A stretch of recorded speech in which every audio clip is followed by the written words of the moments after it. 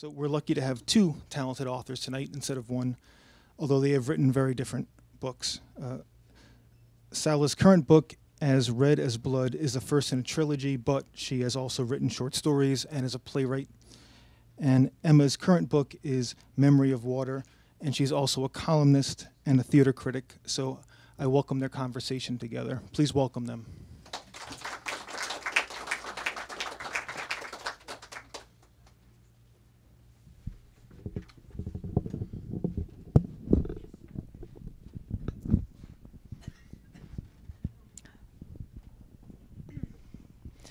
Hello, everyone. I think we'll start by saying just a few words about who we are and what we do. Do you want to start? Thank you. Yes, and it's so lovely to be here in Washington in Politics and Prose, and this is actually my first time in US also, so it's wonderful to be here. As you heard, my name is Salla Simukka. I'm living in Finland, in Tampere, which is the second largest city in Finland, and I'm here because of the book called As Red as Blood. It's the first in a Snow White trilogy. I have written a lot of books also before. My first book came out 2002, so now it's my 12th year as an author, actually. But none of my previous books have been translated to other languages, so this is something huge and amazing for me, because now, actually I learned just yesterday that there are now 44 territories that are going to have the Snow White trilogy. The latest country is Azerbaijan, actually, of all the countries in the world. But, well, when you have 44, you are bound to have some countries like Azerbaijan or Indonesia, Taiwan, China. It's amazing. Well, the book is called As Red as Blood, and the other two are called As White as Snow and As Black as Ebony. And it is thriller for, well, I think I could say it's for young adults, but I also can say that it's for young adults and adults as well.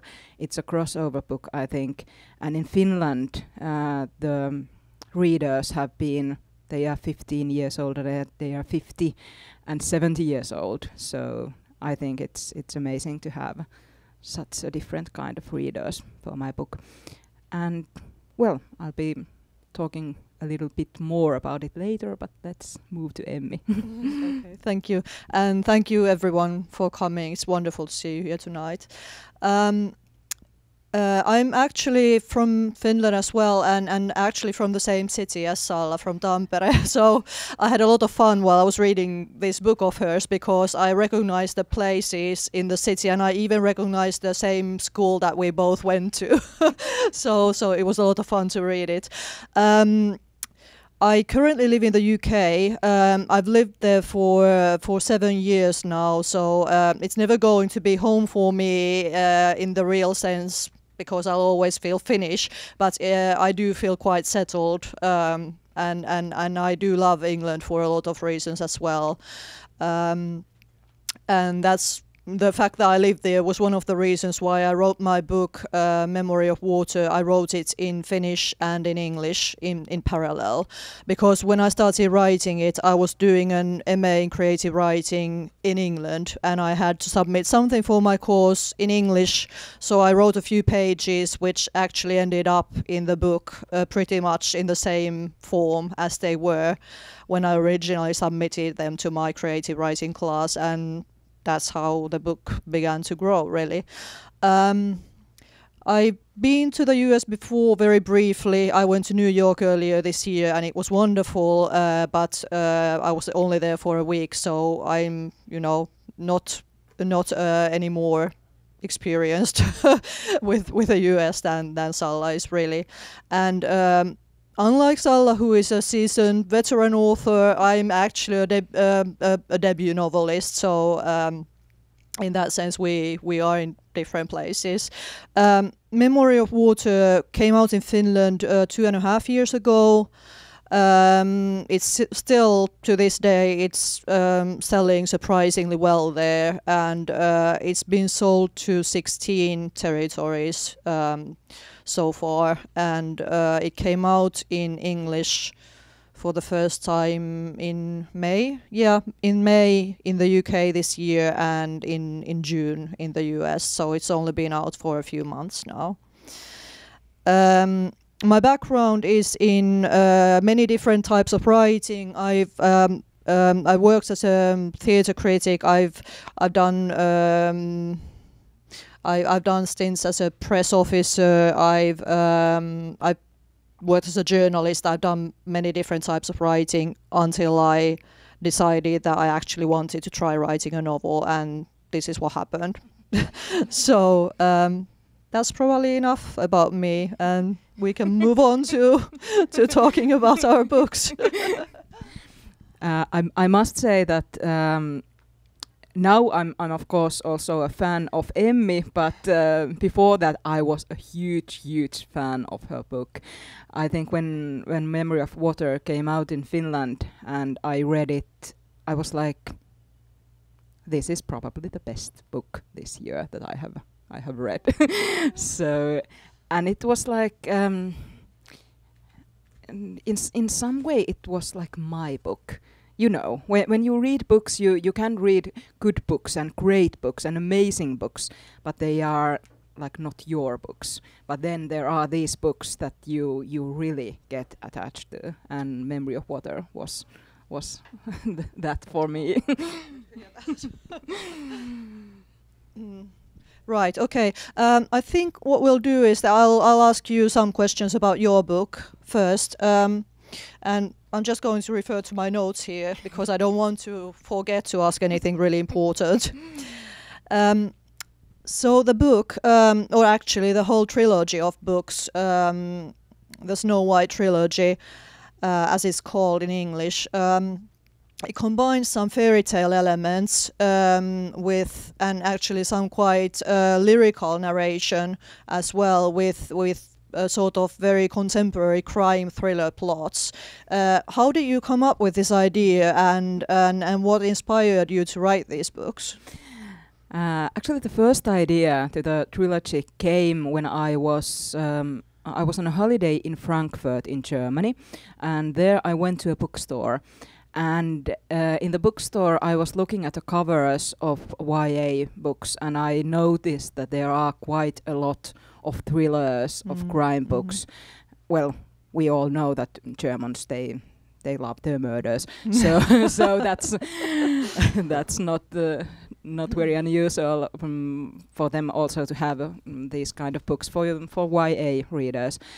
And then I started thinking that in Finland we didn't actually have that much thrillers or crime novels for young adult readers. We do have detective stories for children and of course then crime literature for adults, but we didn't have like for readers that are 15 and onwards. And I started thinking that maybe I would like to write a crime novel myself. I hadn't done anything like that before. So my first thought was like, I don't know if I'm able to do this. I know that writing a crime novel is actually quite hard. But then I thought, okay, this is a challenge. I will take it. And the first title came to me. I thought, As Red as Blood. That would be a perfect title to a crime novel. And of course I knew that if I'm going to have a book called As Red as Blood, I will have to have a book called As White as Snow and a book called As Black as Ebony. So I was standing there having the titles of 3 books in my head, and I knew instantly that I will have to write them. And well, because the titles are from the classical fairy tale of Snow White, I also knew that I'm going to use the fairy tale somehow. I must say that these are not they are not retelling of the Snow White fairy tale. There are no paranormal things in the books. They are not fantasy. They are set in this world, and everything that happens is realistic.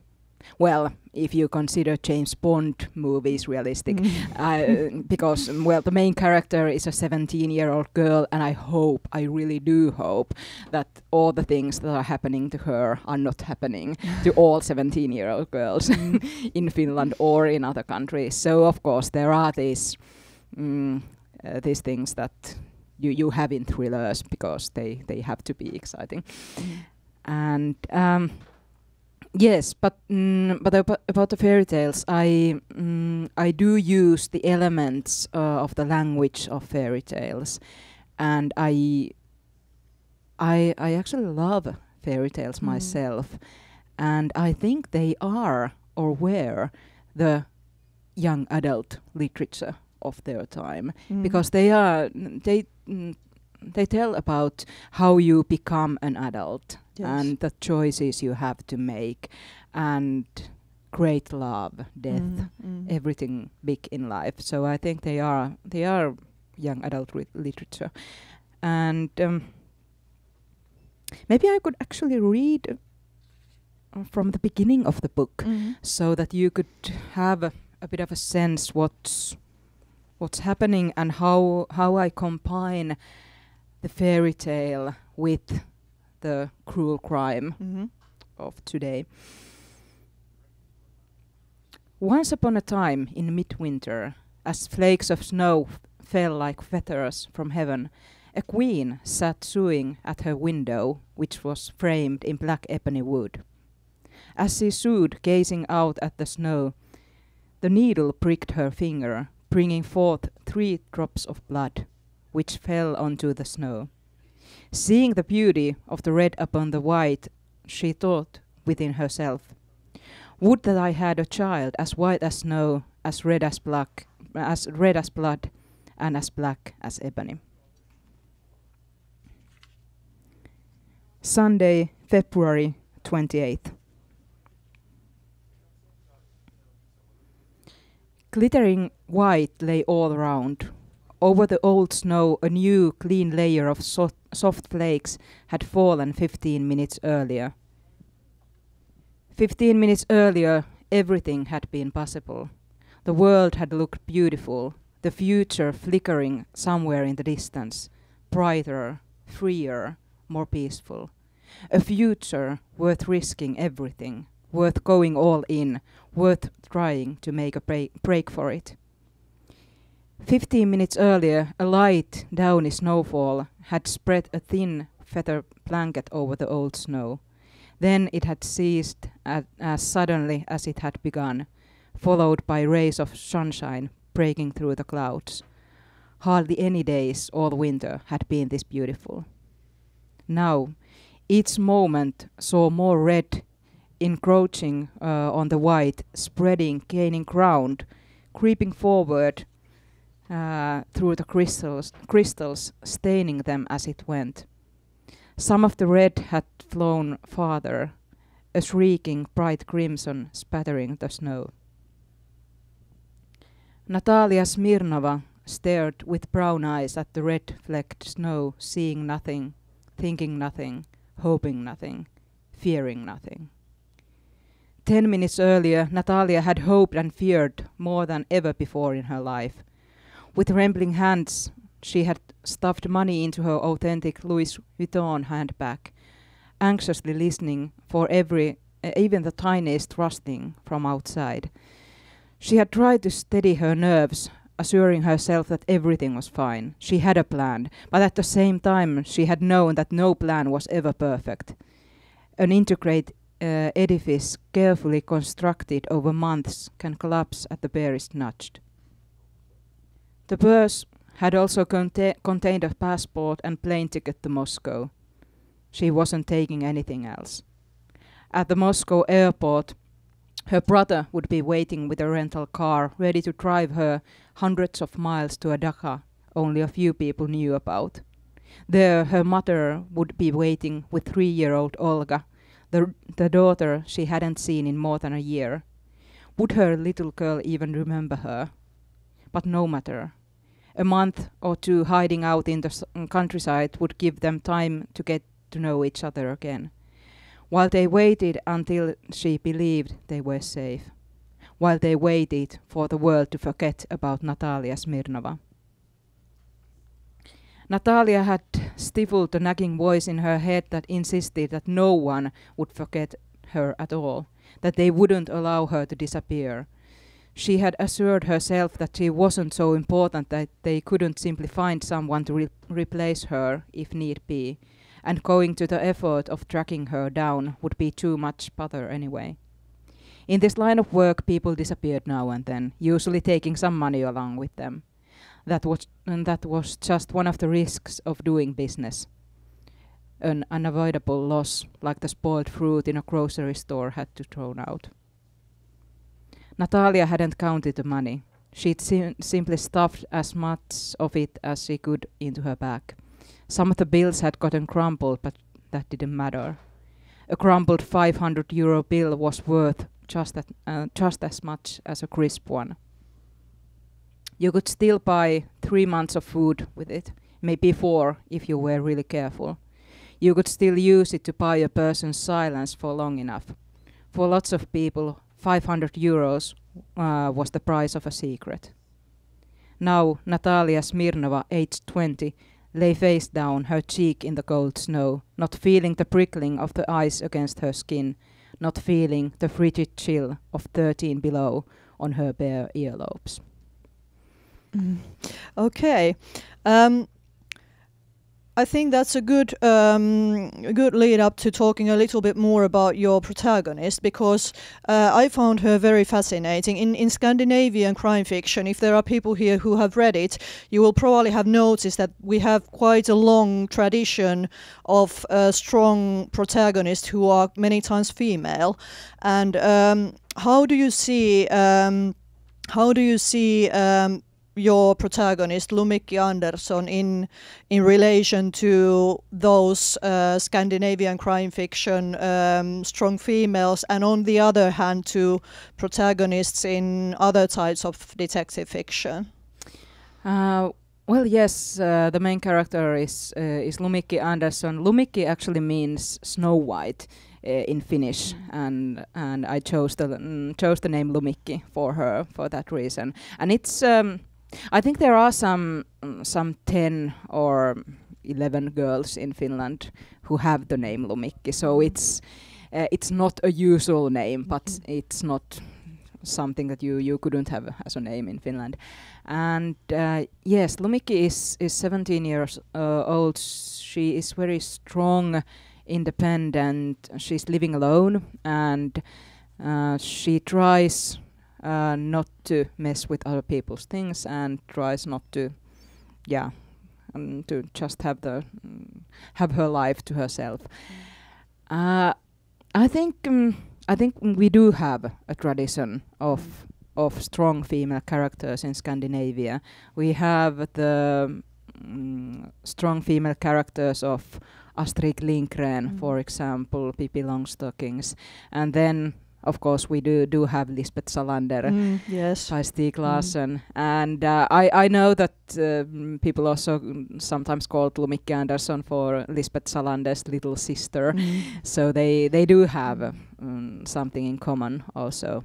I must confess, I haven't read the books of Stieg Larsson, so I have seen the movies, and of course I know the character of Lisbeth Salander, but I think when I was acquainted with Lumikki, I wouldn't say that I created her, because I don't actually create my characters.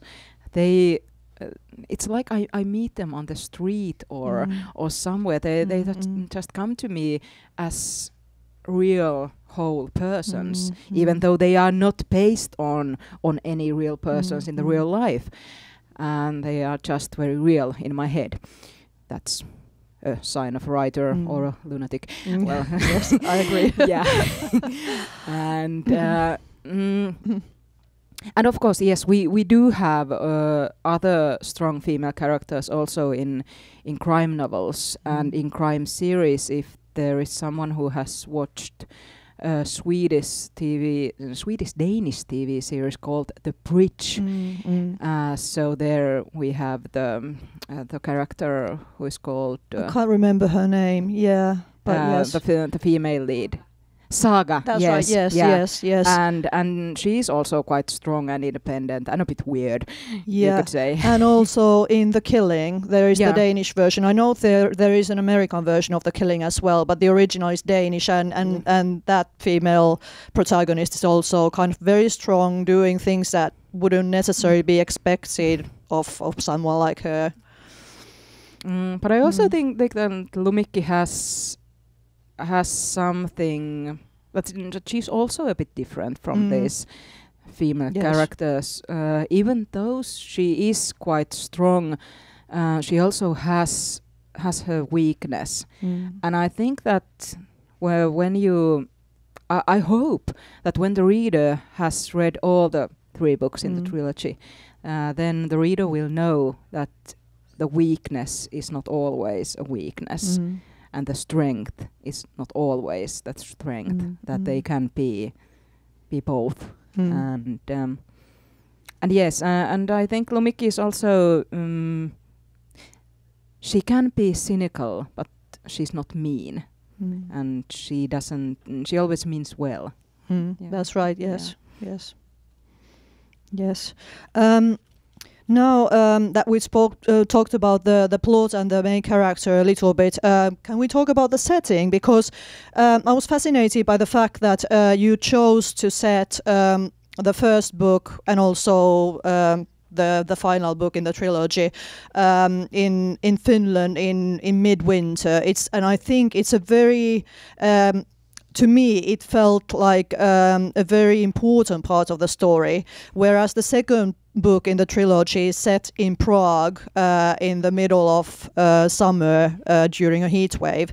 So why did you choose these different settings, and how do you feel that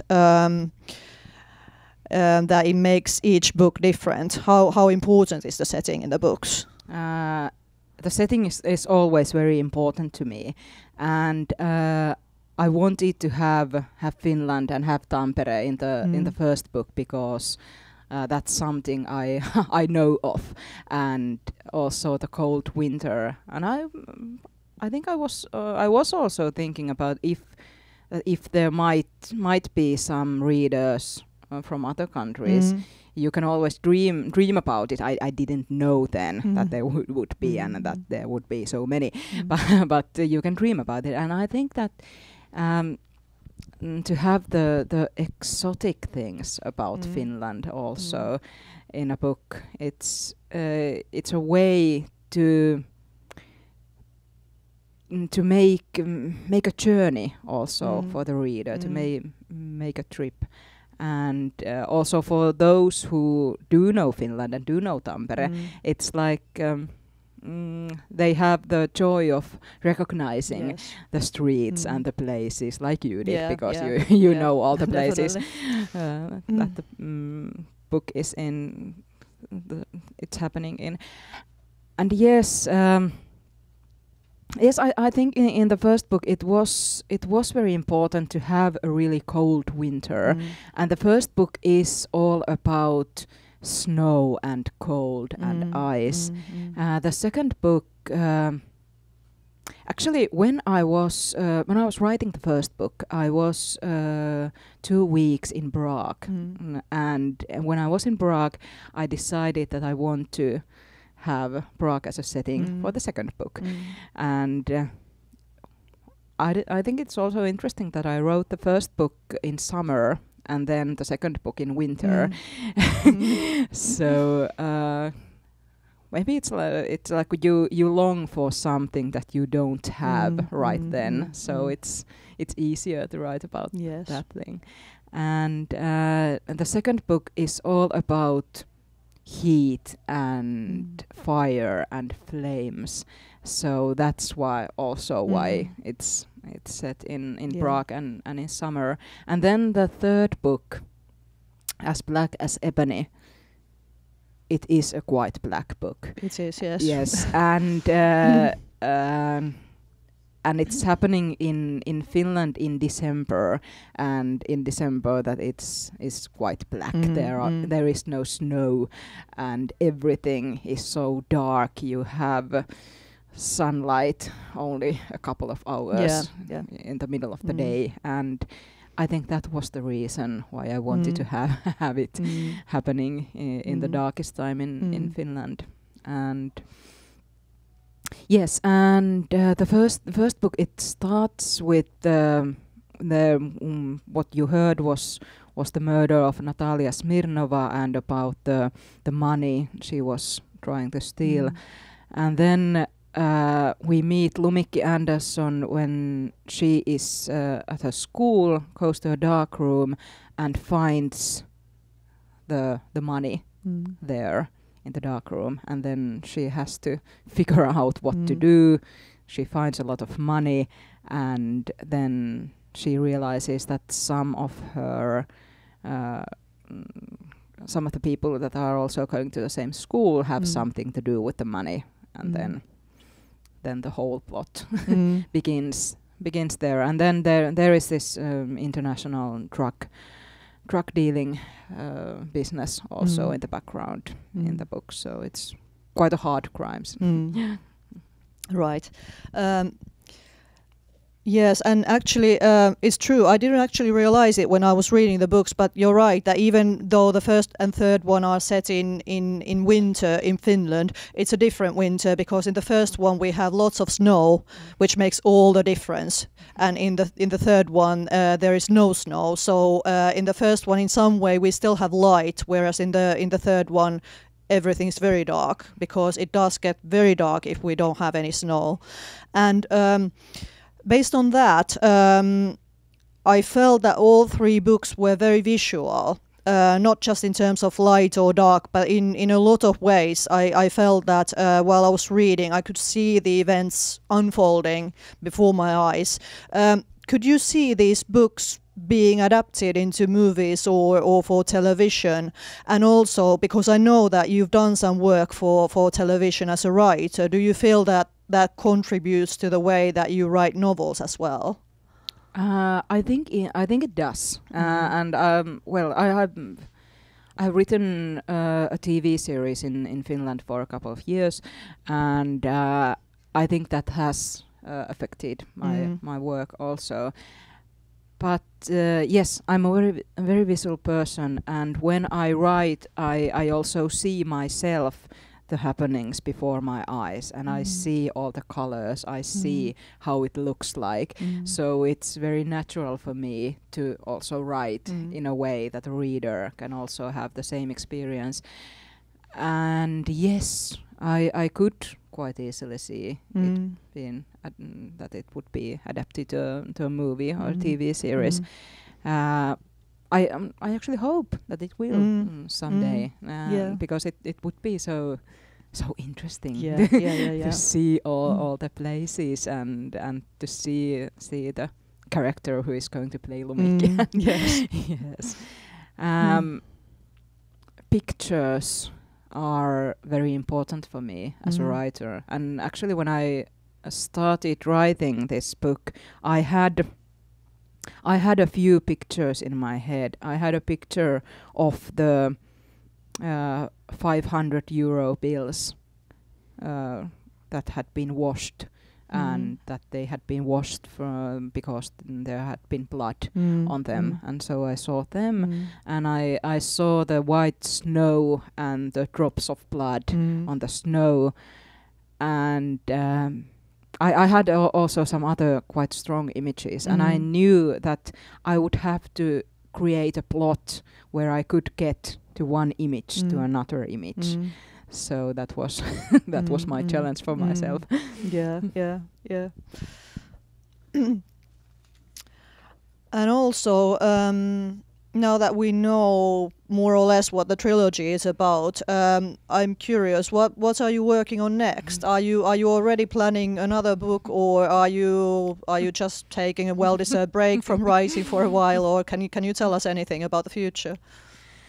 Well, yes. When the third book came out in Finland, it was in the beginning of this year, and then the situation was that there have been 5 books within about 2 years that had come out. So I felt like I had written all that I could write at that point, and it was such a relief to be able to just relax and to think about it. I don't have to have the next deadline waiting for me, because it's with the first book. When the first book came out, I was writing the second book. When the second book came out, I was writing the third book. And writing the third book, that I must say, it was absurd, because when the first book came out in Finland 2013, and when the second book had come out, then rights of the whole trilogy had been already sold to over 30 countries. And so I was writing a book that didn't exist. And I knew that this book is going to be published in over 30 languages. So that's like, how can you write? How can you write when you think about that? When you think about all the potential readers that are going to be in all the different countries. So I just had to tried not to think about it, but of course I had it in the background all the time. So it made the process quite difficult and quite hard also. But yes, then I said to myself, Salla, now you can relax. You don't have to write the next book. You don't have to have an idea for next book. And then the classical thing happened, and I just woke up one day feeling that, okay, now a book is coming. So the idea is coming and I can't stop it.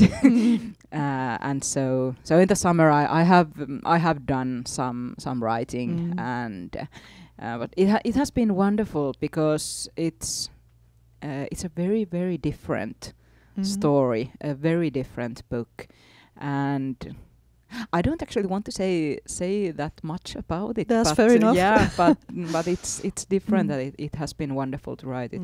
And also there is another project I'm working on.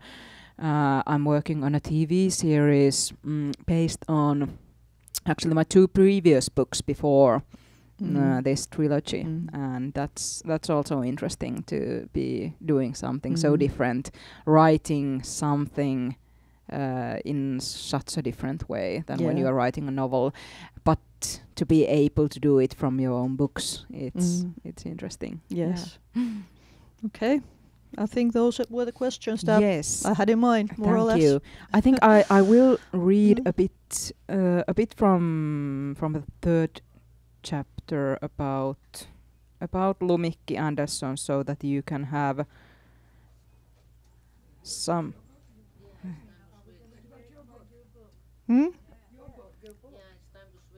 Okay, let's see. Right, let's okay, switch. yes.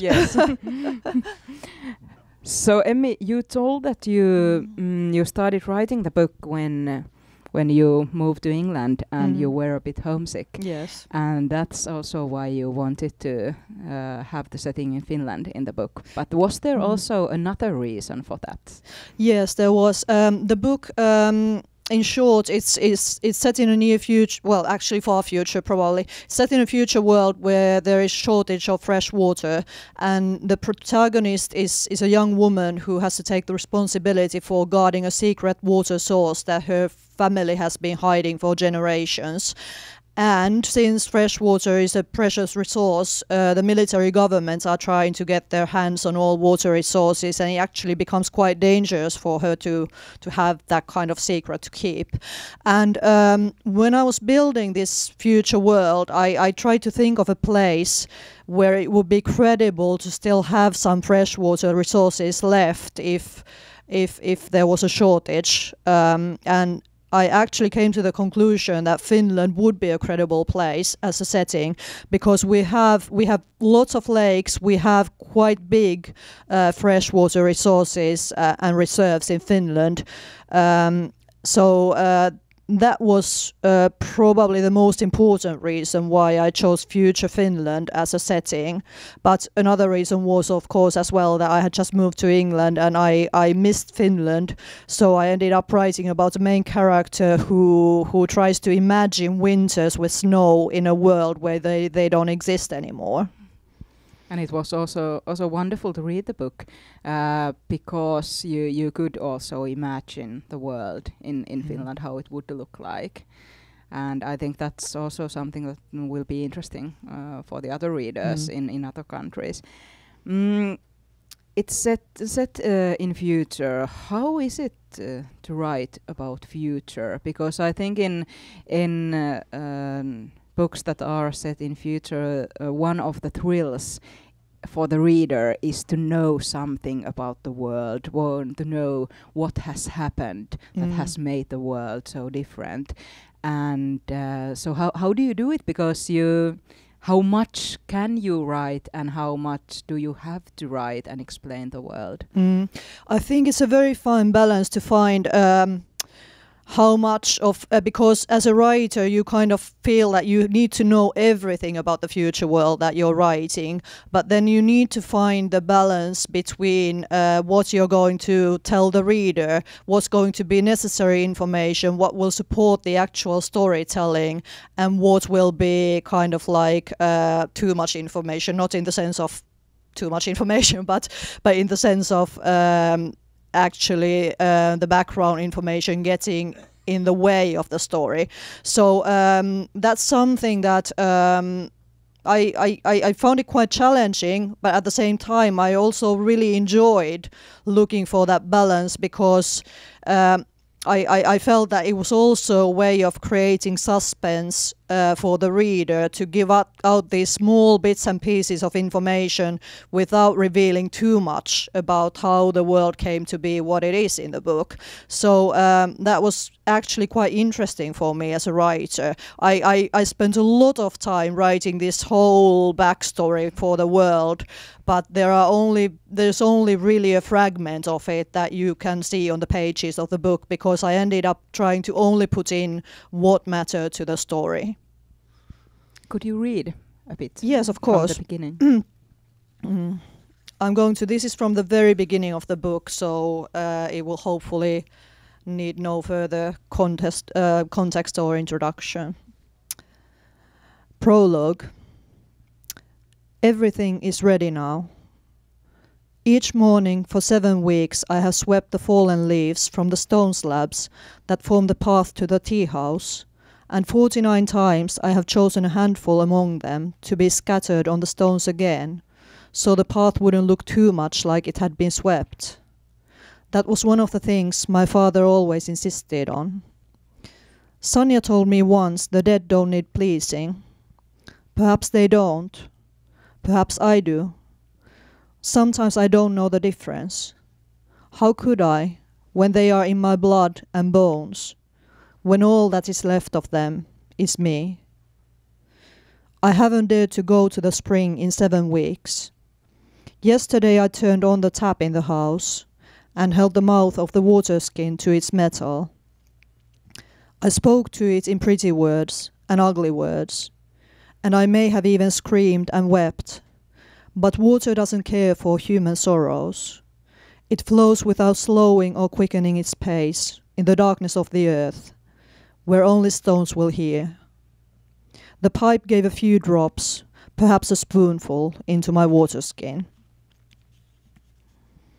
I know what it means. This morning I emptied the rest of the water from the skin into the cauldron, brought some dried peat from the shed into the tea house, and placed the fire starter next to the hearth.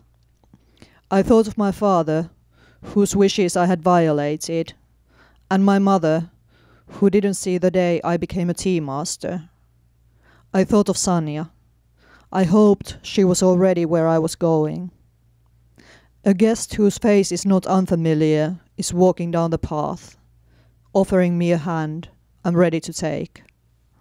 The world will not spin slower or faster, when we have passed through the gate together? What remains is light on water or a shifting shadow. I just love your language, and that's something that struck me in the Finnish version also. How do you actually do the writing in Finnish and in English at the same time? Because the languages are so different. Yes, it's a slightly weird process even to me, because I didn't plan to do it that way. As I said before, I began to write it in English because I was studying in England at the time, and then very early on I realized I also wanted to have feedback from my Finnish writing group, so I ended up writing the early chapters in both English and Finnish. And then I realized that having both languages to work with helped me polish the writing. I felt that it actually came out more lyrical, more polished than if I was writing only in one language. And the way it works is that I write the first draft of each chapter usually in Finnish, then I translate it into English and edit while I'm translating, and then I sort of go back and forth between the two languages with each chapter at a time until I'm relatively happy with the chapter, and only then I move on, and then I do it all over again with the next chapter. So it's actually very time consuming, but it seems to be the only way I can work, because I'm also writing my second novel the same way. Which it may not make a lot of sense, but it seems to be the only way I can write. Don't ask me why. So is it easy or natural for you to find the rhythm and to find the right words, to use such a different vocabulary in the languages? So is it do you have any problems when you are doing it? Yes, I do have problems as well, but because Finnish and English are extremely different languages. English has a relatively simple grammar but a very big vocabulary, whereas Finnish is the opposite. Finnish has a relatively simple, small vocabulary but a very complex grammar. So you have to approach everything from opposite ends of the spectrum in some ways. But at the same time, I seem to be better at finding the rhythm of the sentences and words when I have two languages to work with, because if I get stuck in one language, then I can switch to the other and get sort of over or past the block many times. So I feel that it's just another tool for writing, and for some weird reason it seems to work for me. Could you tell us something about the main character, Noria, who is also telling the story? How did she affect the story? What does it mean that she is the main character in the story? Yes, I chose a main character who is she is 17 years old, and she's given this huge responsibility for keeping an important secret, for guarding a resource that can actually save people's lives. So that's a really big responsibility for someone that age. And I chose to keep her strictly as the point of view character because I wanted to narrow the point of view down. I found it easier to work with one character who can only know what she knows. So I can't talk about anything outside her world, outside the immediate environment that she's in, because she doesn't have access to that information, and because she's someone who lives inside her head a lot. She's not your average action hero in any way. A lot of dystopian, particularly dystopian young adult fiction these days has this very, very active action-taking protagonists. But I wanted to write someone different. I wanted to write about someone who is no less courageous and no less interested in righting the wrongs in the world, but just does it in a very different way. Rather than going out there and taking action, she does things in a very quiet, introverted way, and that was something I wanted to work with. And that also made the story what it is. It's not... I think it does have a lot of suspense because there is this secret that she has to keep, but it is a story that takes place in fairly few places, and quite a lot of it is actually about her thoughts and emotions, and that's where the big and dramatic things happen. About her internal choices rather than the external actions in some ways. I agree. I definitely agree. If you do have any questions, comments, so please feel free. Yeah, this is a perfect time. If you wouldn't mind, it's coming up to this microphone for just a couple of questions. Thank you very much. I just have 2 questions. I'll be very quick. I've written 2 thrillers, and Finland plays a part in at least in both of them, and so this is the context of the question. And I also speak Finnish. Okay. When you're writing dialogue, when you wrote originally for a Finnish audience and later an international audience, did that in any way change the dialogue? As you know, that there are many idioms that don't apply to English, and by eliminating those, that kind of loses a little bit of the specialness of Finland. The second question, I'm pretty much aware of the fiction world, especially in the thriller world. And correct me if I'm wrong, most of the people who write, murders and thrillers tend to work for Helsinki Sanomat. They tend to be crime writers who basically write very police-oriented stories, such as Nuukkanen, Seppälä. I'm wondering if it was very hard for you to market a book in view of the fact that it's for a Finnish audience, and this is kind of the genre for the thriller. And I appreciate your answers. Thank you so much. Yes, for the second question, no, I don't think it was hard because it's people are always looking for something new in books also. So I think that people did like the fact that it was a crime novel, but without the police forces and without the policeman being the main character. So no, I think when I first told about the idea to my publisher in Finland, I hadn't written actually anything yet. I just told her that I have this idea, and I saw the sparkle in her eyes. She was like, whoa, can you write that very quickly? We want that now. So no, it wasn't hard. And the first question was about it was advice for me in terms of writing. Yeah. If there's a different way you wrote for a Finnish audience, about the dialogue. And no, actually, when I even when I wrote the third book, and even though I knew that it would be translated, I didn't think about it. I wanted to write it as good as possible for the Finnish audience, and then the translators are going to have to do their best.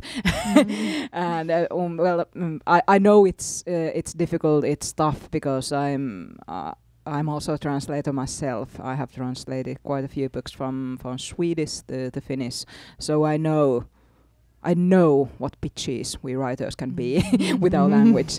But that's something that we just have to do, because I think we have to be true to the language we are using. Yeah. Thank you very much.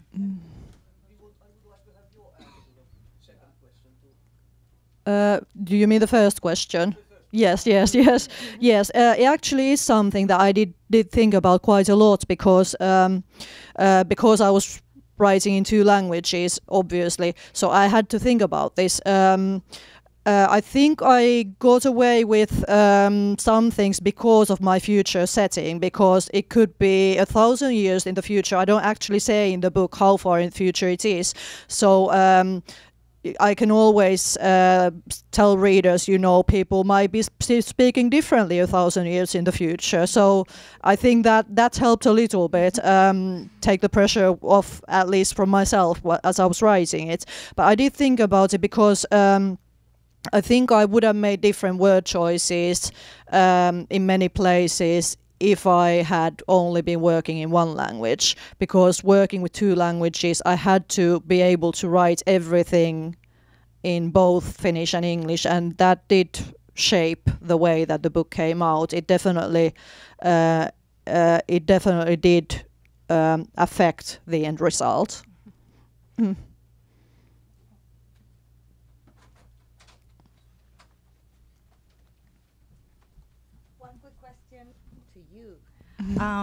When are the other two books of the trilogy are going to be available in Politics and Prose? Well, I think that the second one is going to be out in next spring, and about the third one. The third one, stay tuned. Yes, okay, because she's from the publishing house. So everybody here know that I love this place, and I kind of like a childish behavior every time I come here, because it's like I'm in the, surrounded by candy. I am writing a novel, and I understand all these concepts that you're talking about, because I am talking about a people that I created. It's a history, but there is a fictional account that runs parallel to the story. And I have very, very difficult for me, because it's a people that lives inside, confined in a chain of mountains, secretly. And these people are incredible people. I love my people. And it brings me to the elements. I just love the elements. And somehow I feel so deeply connected to nature. And it just thrills me to when people write about snow, about water, about and then the translation. I have worked as a translator for many years. And when I saw the works of my renowned poets and writers and novelists in my country, and I have seen the horrific literal translations to their works, it just really broke my heart.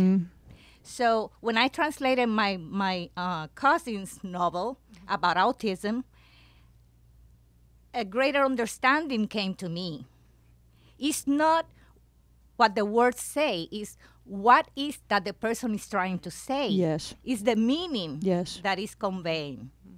That's what you have to translate. Yes. And I'm gotten pretty good at that, and I'm trying to repair some of the damage since then. But anyway, I'm really excited, and I put my first book in writing, my first novel, I put it in writing, and when I read it in a book format, I thought how disastrous it was. You have to just do that. Yeah. Even if it's painful to see what is it that you don't have or he has, and your strengths and failures. But I haven't read your books, but I'm looking forward to other books of your trilogy and your novel about water. I can't wait to get my hands into it, my eyes, and I wish you lots of success here in America. Thank you. Thank you. Hi, I've read both of your books, and they're great. You've given me hours of joy. Thank you very much. I've read both of your books. Thank you very much. They've given me great joy. Both of them in the past month. So, but my question is for Emmi. How did you come up with water shortage as your plot? Water shortage, the idea. Yes. It came up because I was interested. I started writing the book 6.5 years ago, I was interested in Japanese tea culture, and I was also at the same time following news about climate change, and especially what it was its impacts on water availability. And just one day, these two separate things just sort of came together in my head, and I had this image. I got this image in my head of the main character of a young woman in a future world preparing tea for herself when there was almost no fresh water left. And the story began to grow from there. And when I started writing, I tried to find other novels. I knew that other people were writing about climate change, but I tried to find something that was specifically focused on water, and I could find almost nothing at the time. I think there are now more and more books coming up with this theme, that it's actually becoming quite mainstream now. But 6.5 years ago, there were almost no novels about it, so I felt that would be a kind of new approach to the climate change theme, to actually focus on the water. And of course, it is very topical at the moment, not just somewhere far away, but actually in this very country and in many parts of the world. Yeah. Thank you. Yes. I have a question for both of you about your main characters. You both decided to have a 17-year-old, which probably is a coincidence, but didn't you think that would limit your audience to a very limited group of young adults, or do you think that it's okay to have you are going to have adult readers too? Well, when I started writing the first book, I actually did think about should the main character be a bit older? Would that bring me more audience, more readers, adult readers? But I think the age 17, that's quite an interesting age, because you are not yet adult, but you have left your childhood behind you, and I'm so happy that all the readers are connecting to her, even though they can be 30, 40, 50, 60 years old. So and they don't, most of them don't think about that they are reading about a 17-year-old girl. They are reading about themselves, because that's what we do when we read books. We read about ourselves, even though the main character can be very, very different from us. I was never worried about limiting the audience by choosing a young main character, because I wanted to write above everything else, I wanted to write a coming-of-age story, a story about growing up and taking the responsibilities that come with growing up. And I felt that was something very universal. It's something that everyone goes through. The experience of growing up is different for everyone. It's entirely subjective, but it's still something that we all share at some point of our lives. So I didn't feel that it was going to limit the audience, and at least in Finland it has become a true crossover book. It was published there as an adult novel, but it has found readers in all age groups, and I hope that the same will happen in other countries as well. I still have a very short question for Emmi. Why did you decide to have different titles in the English and the Finnish version? Oh, that wasn't up to me. The original title, even Finnish, was Memory of Water, Veden muisti. But my Finnish publisher didn't like the title and they wanted to change it. So that's why the Finnish book is actually called Teemestarin kirja, which translates as Tea Master's Book, which is of course very different from Memory of Water. But Memory of Water was my own original title. The English publisher wanted that, the Finnish publisher didn't, so that's why. So this is where we'll end. So Emmi and Salla, thank you so much for coming and talking about you. your books. Thank you. Thank you, everyone. And